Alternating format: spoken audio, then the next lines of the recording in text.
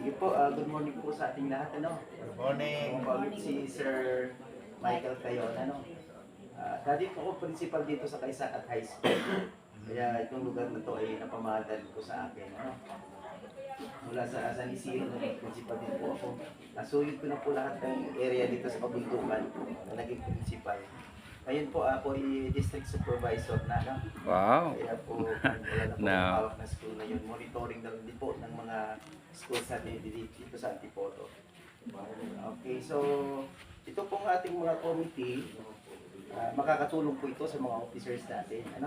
At gusto sana namin na meron din magmumula sa mga members natin.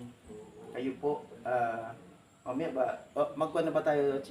Pwede po. Mag-create na tayo Create, ng mga pwede. committee para po may hahawak na po bawat committee natin. So, tingnan niyo kung saan po kayo nakalinya. Then mamaya, siguro po ay kukuha tayong tigli-5 kasi 8 committee ito eh. So, tigli-5 po bawat committee kayo, ang 5 ang member